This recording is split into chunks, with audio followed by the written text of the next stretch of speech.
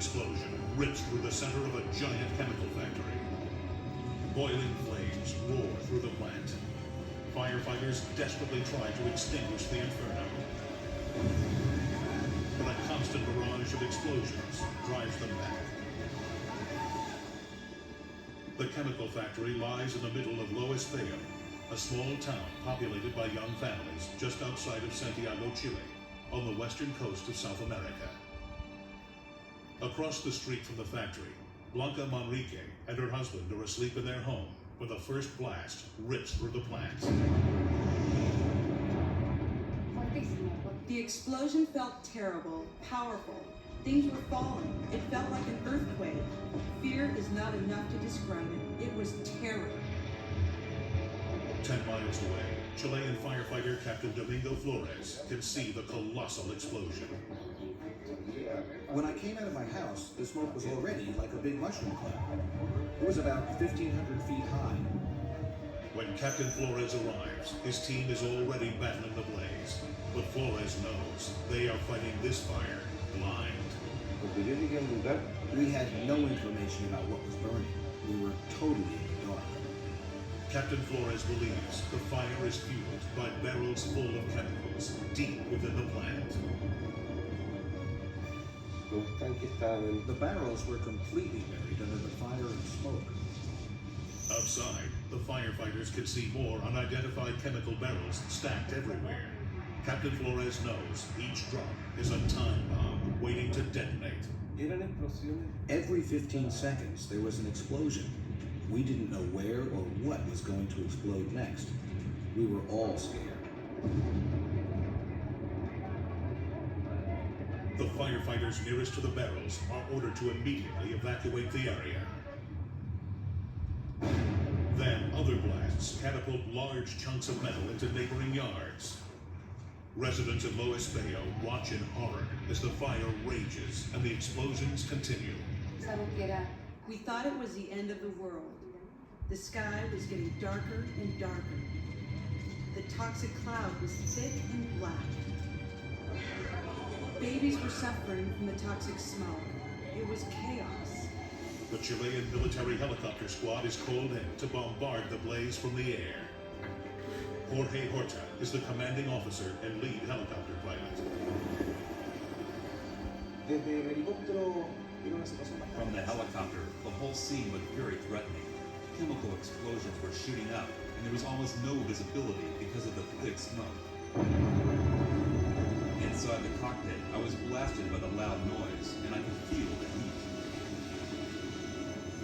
Fire Captain Domingo Flores and his team are trying to reach the center of the fire when suddenly...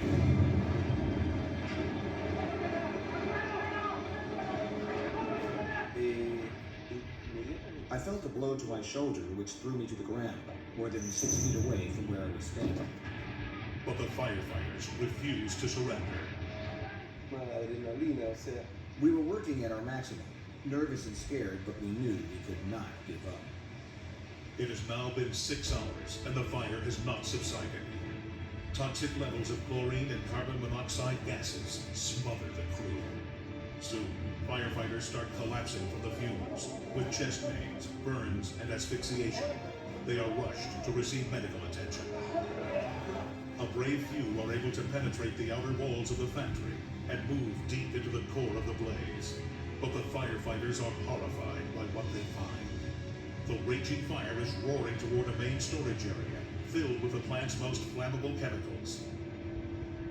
Bags of polypropylene are stacked ceiling high by the thousands, and more barrels of unknown chemicals are in the direct path of the oncoming fire. But just when it appeared the battle would be lost, factory executives arrive at the scene to finally provide the firefighters with a list of stored chemicals. Now, Flores and his team arm themselves with the proper foam and fire retardants. They begin to gain control of the blaze. After 12 hours, the firefighters are able to contain the inferno. Firefighter and hazardous material specialist Leonardo Sandoval and his team are immediately called to investigate. The team finds that an electric spark ignited a small fire that rapidly spread to the stored chemicals. But the fact that the firefighters did not have the information necessary to extinguish the blaze was the main problem. No se tuvo conocimiento. The firemen had no idea about the nature and quantity of chemicals stored in this company. Only 8 or 9 chemicals were listed. In reality, there were 159 chemical products in the factory. Today, chemical companies must supply a list of all hazardous materials to fire officials. And chemical plants must be located a safe distance from populated communities. It took more than 1,200 Chilean firefighters almost 2 months to extinguish the monumental blaze. Amazingly, there was only one life lost to the fire. Tragically, a neighbor and close friend of Blanca Manrique was killed by flying shrapnel. A memorial was erected in her honor.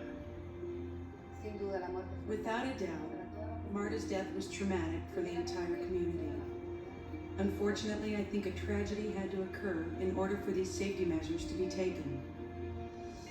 Today, the factory has been moved far from their homes and schools, but the residents of Espejo will never forget the tragic fire or the brave firefighters who risked their lives to protect their community.